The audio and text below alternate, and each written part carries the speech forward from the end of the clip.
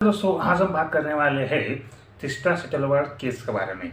मतलब दोस्तों आज को मैं आपको एकदम सीधा साधा सिंपल लैंग्वेज में मोटा मोटी भाषा में बताऊंगा कि उसका तीस्ता सेटलवाड़ कौन थी, उसमें गोधरा हत्याकांड क्या था, उसमें उसका रोल क्या है। तो दोस्तों आज हम पूरा देखेंगे इस डिटेल में। थोड़ा सा लेंथी हो सकता है अपना वीडियो, बट आप आखिर तक बने रहना कि गोधरा हत्याकांड क्या था और 2002 का जो गोधरा दंगल जो हुई थी उसके पीछे क्या राज था। दोस्तों शुरुआत करते हैं 2002 से। 2002 में जब दोस्तों साबरमती एक्सप्रेस अयोध्या से जब गुजरात अहमदाबाद आ रही थी, तो अहमदाबाद में जो अहमदाबाद का इसमें गोधरा एक गांव है, गांव यानी सिटी कुछ है, वहाँ पे कुछ मोमेडियन लोगों ने साबरमती एक्सप्रेस को आग लगा दी थी। आग लगाने के कारण वहाँ पे जो भक्तगण थे जो अयोध्या गए हुए थे, उसमें से 59 जल के मर गए थे। दोस्तों तो उसका रिएक्शंस ऐसा हुआ कि गोधरा हत्याकांड, तो उसमें बाद जो अहमदाबाद में जो गुलबर्ग सोसाइटी थी दोस्तों, गुलबर्ग सोसाइटी वहाँ पे हिंदुओं ने वहाँ पे पूरी आग लगा दी, तोड़फोड़ कर दी। तो उसमें 69 ऐसे जो वहाँ पे लोग थे, वहाँ पे मोमेडियन भी थे, तो 69 लोग वहाँ पे उस दंगल में मारे गए थे। तो उसमें उनमें से जो फॉर्मर एमपी थे एहसान जाफरी सहित 69 ऐसे लोग थे वो वहाँ पे मारे गए थे। दोस्तों ये घटना थी 2002 की, जहाँ तक गुजरात हत्याकांड जो हुआ था उसके बारे में। दोस्तों अब जब मोदी सरकार के ऊपर जो आरोप किए गए, मतलब दोस्तों आप ये 3 चेहरों को ज़्यादा ध्यान में रखना। देखो तीस्ता सेटलवाड़, आरबी श्री कुमार और संजय भट्ट, ये 3 चेहरा मतलब तब से आज से लेकर इन 3 चेहरों का बहुत ज़्यादा अहम रोल है अपने आखिर तक वीडियो तक। क्योंकि जो मोदी सरकार के खिलाफ जो उन्होंने बयान दिया था या फिर उन्होंने जो अपील की थी उसमें इन तीनों का नाम शामिल है। दोस्तों तो आरबी अग्रवाल जो आरबी श्री कुमार, ये उनको विसल ब्लोअर कहा जाता था। मतलब कि 2002 में जब एक घटना हुई, जो दंगल हुई गुजरात हत्याकांड, तो उस वक्त वो वहाँ पे राज्य गुप्तचर विभाग के प्रभारी थे और जो संजीव भट्ट थे वो एसपी थे, एसपी के तौर पर वहाँ पे थे। और जब दोस्तों जो हत्याकांड जो हुआ गोधरा हत्याकांड, उसके बाद जो मोदी जी ने जो मीटिंग ली थी, तो उस मीटिंग के दौरान इनका ये कहना था, इनका श्री कुमार जी का और संजीव भट्ट का, माने कि संजीव भट्ट ने जो अपील की थी हाईकोर्ट को, उनका यह कहना था कि जब मीटिंग हुई थी तब हमें श्री मोदी जी ने ऐसा कहा था कि जो हिंदुओं का जो हिंदुओं का जो द्वेष माने कि जो हिंदुओं का जो राग है, माने कि जो गुस्सा है वो मुसलमान के ऊपर वो निकालने दो, मतलब कुछ भी आप एक्शन मत लो, ऐसा उनका कहना, उन्होंने ऐसा स्टेटमेंट दिया था संजीव भट्ट ने। और जी श्री कुमार जी का यह कहना था कि उनको उनके कर्तव्य से रोक दिया गया था। माने कि उनको जो दंगल में जो हिंसा हो गई थी उससे पहले वो कंट्रोल कर सकते थे, बट उनको ऐसा करने नहीं दिया। ये था उसका पीछे की कहानी। दोस्तों ये जो हुई साबरमती एक्सप्रेस की जो ऐसा हुआ, उसके बाद बहुत बड़ा इम्पैक्ट भी पड़ा था हमारे पूरे इंडिया में, और उस वक्त अटल जी की सरकार थी। अब दोस्तों बात करते हैं तीस्ता सेटलवाल की। तीस्ता सेटलवाल दोस्तों एक्चुअली इनका जो फैमिली बैकग्राउंड वो मतलब वकालत का फैमिली बैकग्राउंड है, क्योंकि जो हमारे इंडिया के पहले अटॉर्नी जनरल थे MC सेटलवाड़, ये दादाजी थे वो, तो उसके दादाजी, उसके बाद उसके पिताजी भी एक वकालत करते थे। और एक्चुअली तीस्ता सेटलवाल भी वकालत करती थी, मतलब वकालत माने कि उसकी पढ़ाई कर रही थी, लेकिन उन्होंने बीच में छोड़ दिया और बाद में उन्होंने अपना करियर एज पत्रकारिता में उन्होंने अपना करियर चूज किया। एक्चुअली उन्होंने उतना उसमें नाम भी अच्छा कमाया पत्रकारिता में, और वो सोशल वर्कर भी थी। बहरहाल दोस्तों ये तीस्ता सेटलवाड़ मुंबई की रहने वाली है और एक सोशल वर्कर भी है, साथ ही साथ पत्रकारिता भी करती है। तो जिस वक्त ये घटना हुई 2002 में, तो उन्होंने एज अ पहली ऐसे सोशल वर्कर थे कि उन्होंने पहली अपील जो हाई कोर्ट को की थी, गुजरात हाई कोर्ट को।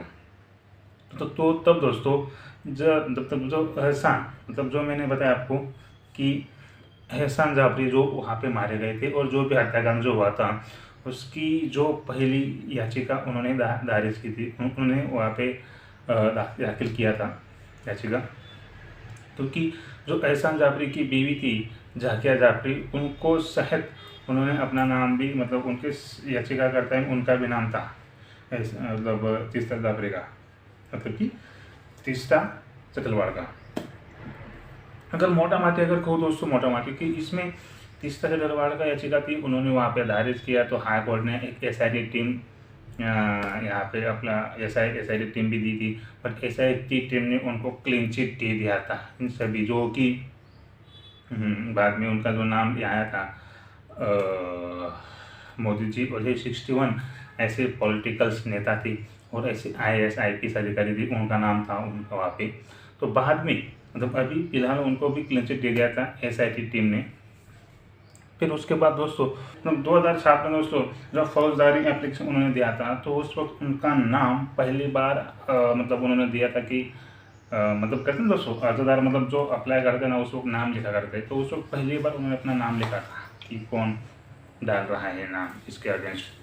तो दोस्तों ये थी उसकी कहानी तीस्ता सिलवर की। माने दोस्तों तीस्ता सिलवर को मतलब जो 2002 के दंगल होते उसके बाद जो याचिका किया था, उसके बाद जो सोशल वर्क उन्होंने किया था, तो उसके तौर पे उनको 2007 में पत्रकारिता में भी और सोशल वर्क में अच्छा काम करने के बाद उनको पद्मश्री अवार्ड से भी सम्मानित किया गया है 2007 में। और दोस्तों तीस्ता सिलवर ने उनकी एक NGO है, मतलब citizens for justice and piece.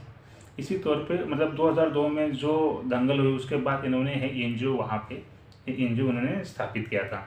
2014 में क्या दोस्तों कि अहमदाबाद में, मतलब ये ज़्यादा कब से है कि 2014 में अहमदाबाद क्राइम ब्रांच में एक FIR दायर हुआ इनके अगेंस्ट, क्योंकि FIR में ऐसा लिखा हुआ था कि इन्होंने उन लोगों के साथ फ्रॉड किया था।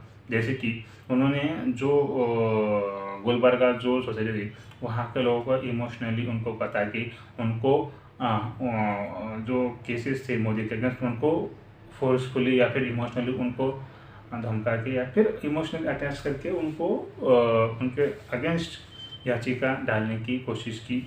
तो जब 2014 में क्राइम ब्रांच में गया ये मामला, तो उस वक्त दोस्तों तीस्ता सिलवर उसके पति जावेद आनंद और जो अहमद जाफरी के लड़के थे तनवर जाफरी, उनके अगेंस्ट ये FIR दर्ज हुई थी। तो दोस्तों FIR में क्या था दोस्तों कि जो गुलबर्गा सोसाइटी थी उनके जो पीड़ित है उनको पता गया था, मतलब जैसे मैंने बताया आपको कि उनको इमोशनली बता के या फिर उसको सब अपना आश्वासन दे के उनको कहा था कि आप बिंदास करो, हम आपके पीछे हैं। आपके मतलब दोस्तों तीस्ता सिलवर इन्होंने एक्चुअली 1993 में एक कम्युनलिज्म कॉम्बैट के मासिक उन्होंने लॉन्च किया था, मतलब उन्होंने शुरुआत की थी। तो अब बात करते हैं संजू भट्ट की।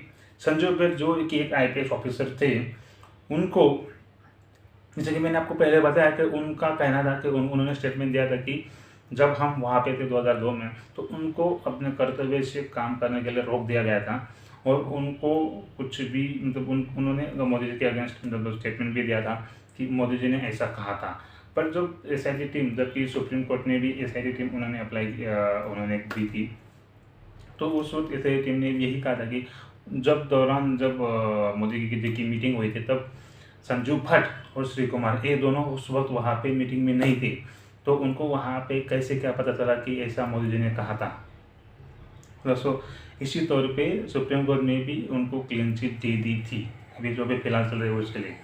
दोस्तों 2015 में संजू भट्ट को उनको पुलिस सेवा से उनको बर्तर मतलब निकाल दिया गया था। उसके बाद दोस्तों 2019 में उनके ऊपर एक केस दर्ज हुई थी, क्योंकि 1990 में जब उनके अंडर में कस्टडी में जो एक कैदी थे उनकी मौत हो गई थी सडनली, मतलब आकस्मिक सडन मौत हो गई थी। तो उसी केस के चलते उनको अब आजीवन कारावास की सज़ा मिली हुई है। एक्चुअली 2019 से ही वो जेल में है। अब बाकी रहे श्री कुमार और तीस्ता, उनको अभी फिलहाल कोर्ट ने इनको ऊपर केस दर्ज किया है। उनको मतलब उनको 1 जुलाई तक उनको कस्टडी में लिया हुआ था और आगे की जो कार्रवाई है वो उनको ऊपर चलते रही दोस्तों। यही थी तीसरा तलवार गोधरा हत्याकांड। तो मैंने मोटा माटी आपको कहा है वो इजी समझ में आए कि अंदर बहुत है, वो केस चली, ये हुआ वो हुआ, बट मोटा माटी अगर कहो दोस्तों कि ये सिंपल में हुआ कि ऐसा ऐसा उनका हुआ था, बस ये थी उसकी डिटेल्स। मतलब दोस्तों ऐसी इंटरेस्टिंग वीडियो के साथ हमारे साथ जुड़े रहना, और हमारा चैनल सब्सक्राइब नहीं किया हो तो प्लीज़ सब्सक्राइब कर देना, और मुझे क्षमा कर देना दोस्तों, क्योंकि मेरे मुंह में छाले पड़े इसलिए मैं कुछ ज़्यादा क्लियर बोल नहीं सकता हूँ, इसलिए मैं दिल से क्षमा चाहता हूँ और आपसे विदा लेता हूँ। जय हिंद।